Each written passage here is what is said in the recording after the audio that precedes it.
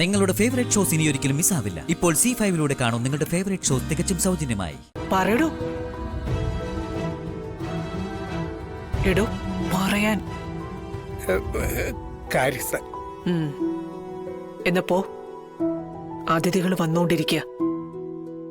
മധുശ്രീയും വീട്ടുകാരെയും പ്രത്യേകം സ്വീകരിക്കണം.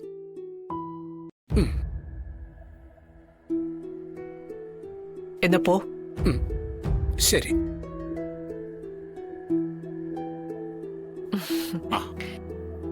ഊട്ടി ഉറക്കി നിങ്ങളൊക്കെ കൂടി എന്നെ മധുശ്രീ എന്ന വിപത്തിലേക്ക് വലിച്ചടുപ്പിച്ചുകൊണ്ടിരിക്കുക.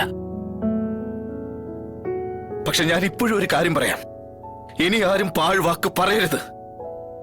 ശാലിനിയെ കൊണ്ടുവരുമെന്നോ ശാലിനി വരുമെന്നോ അങ്ങനെ ഒന്നും.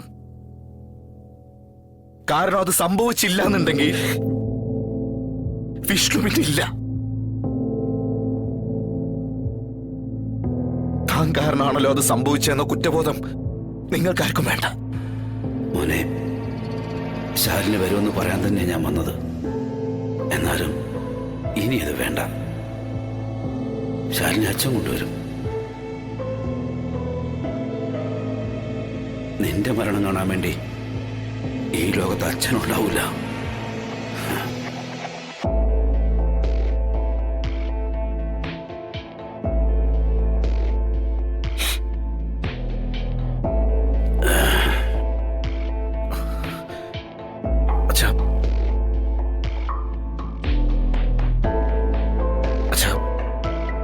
ക്ഷമിക്കണം, ഞാൻ എന്തൊക്കെയോ. സാരമില്ലടാ,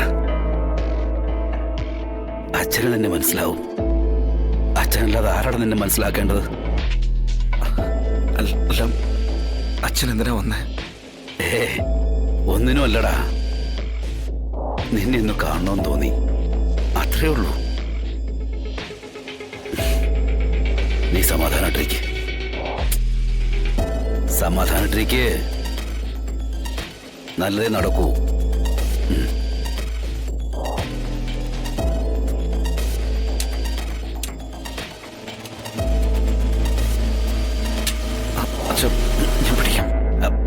വേണ്ട, വേണ്ടടാ, ഞാൻ പൊയ്ക്കോളാം.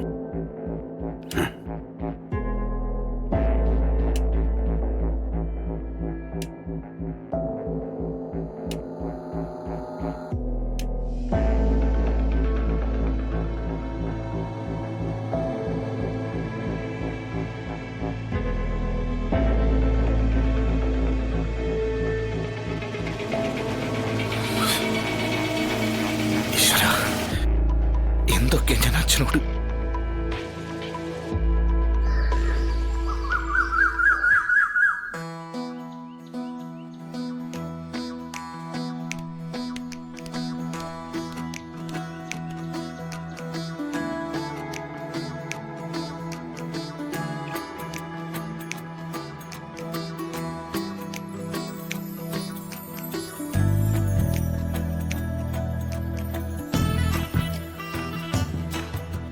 ആ ഇരിക്കുന്ന പെണ്ണിന്റെ മൂത്തവളെയല്ലേ ഇപ്പൊ കല്യാണം കഴിക്കാൻ പോകുന്ന വിഷ്ണു കെട്ടിയിരിക്കുന്നത്?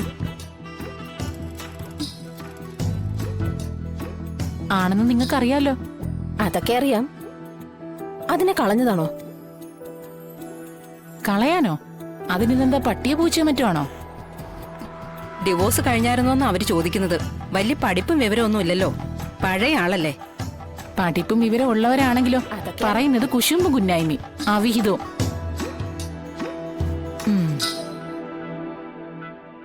ആ പൊന്നി, നീ പറഞ്ഞത് ശരിയാ കേട്ടോ. കുശുമ്പും കുന്നായ്മ ഹോൾസെയിലെ കച്ചവടം ചെയ്യാനേ വയറും വാടകയ്ക്കെടുത്ത് ഇറങ്ങിയിരിക്കുക ഓരോന്നും. പിന്നെ പൊന്നി, വേറൊരു കാര്യം. പറഞ്ഞ പോലെ ഇവളുടെ ചേച്ചിയാണല്ലോ വിഷ്ണു കെട്ടിയിരിക്കുന്നത്. ഇവളാണെങ്കി ഇവിടുത്തെ ദത്തുപുത്രന്റെ ഭാര്യയും.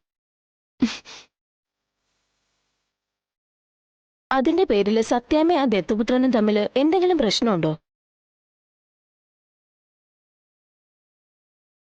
അതല്ലെങ്കിൽ ഇവളുടെ കെട്ടിയവനും തമ്മില് എന്തെങ്കിലും സ്വരച്ചേർച്ചയില്ലായ്മ ഉണ്ടോ?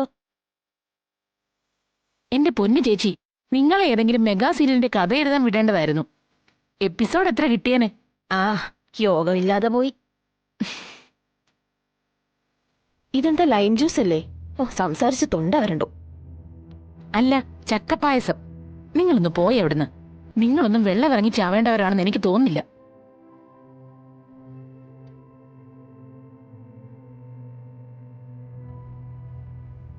ചേച്ചി,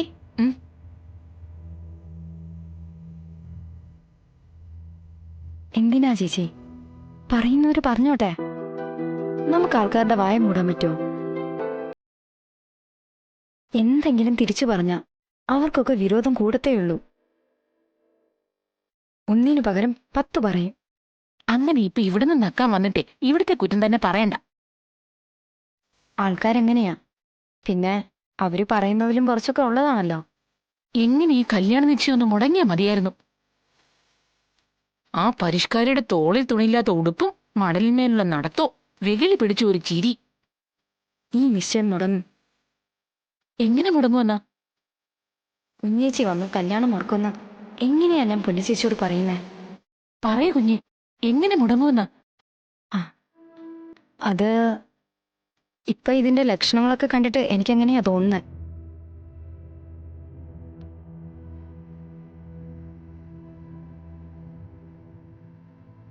പിള്ളച്ചേട്ടനും രോഹിത് മോനും കൂടെ എന്തോ പ്ലാൻ ചെയ്യുന്നുണ്ടായിരുന്നു. സത്യാമ്മയോട് അവസാനമായിട്ടൊരു കോംപ്രമൈസ് സംസാരിക്കാൻ.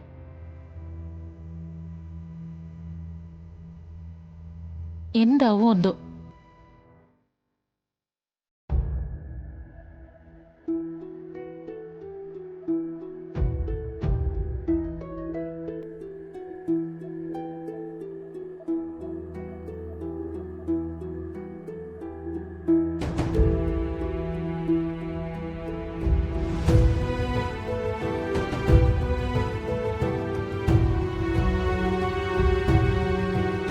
സത്യമേ,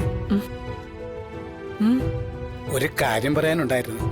ആ, ഒരു സെക്കൻഡ് ഒന്ന് നിൽക്കണേ. എന്താ പിള്ളേ? ഇതിപ്പോ എന്റെ മാത്രം ഒരു അഭിപ്രായമല്ല, ഇവിടെയുള്ള എല്ലാവരുടെയും കൂടെ അഭിപ്രായം. അത് ഞാനങ്ങോട്ട് പറയുന്നതേ ഉള്ളൂ. അതെ, നിങ്ങൾ ഈ വീട്ടിൽ ആരാ പിള്ളേ? കാര്യസ്ഥൻ. അല്ലാതെ മന്ത്രിയും MLA മേയറൊന്നും അല്ലല്ലോ പൊതുജനാഭിപ്രായം അറിയിക്കാൻ. പറയടോ. എടോ പറയാൻ. കാര്യസ്ഥൻ. എന്നപ്പോ അതിഥികൾ വന്നുകൊണ്ടിരിക്കുക.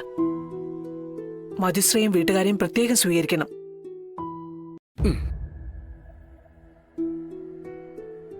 എന്നപ്പോ ശരി.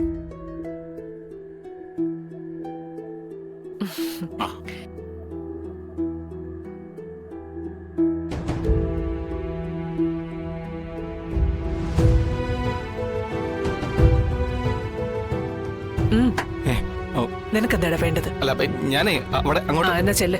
ആ, വെറുതെ ഓരോ കാര്യങ്ങൾ പറഞ്ഞ് എപ്പോഴും ഓരോ സംശയങ്ങളാ. എല്ലാത്തിനും ഞാൻ തന്നെ വേണം. ഓരോന്നിനിങ്ങനെ വിളിച്ചോണ്ടിരിക്കും. ആ പാവത്തിന് രാവിലെ എന്നെ വാങ്ങിച്ചു കൊടുത്തല്ലേ? ഞാൻ പറഞ്ഞിട്ടൊന്നുമല്ല. എന്താ രോഹിത ഇത്? രോഹിത് പറഞ്ഞിട്ടല്ലേ സത്യമ്മയോട് പിള്ളച്ചേട്ടൻ സംസാരിക്കാൻ പോയേ? അല്ല പിന്നെ അങ്ങനെ ചോദിച്ച അതെ. എന്നിട്ട് കാര്യം പറയാൻ പറ്റിയതുമില്ല അല്ലേ? ഡൗൺലോഡ് ചെയ്യൂ C5 ആപ്പ്. കാണൂ എല്ലാ എപ്പിസോഡുകളും സൗജന്യമായി.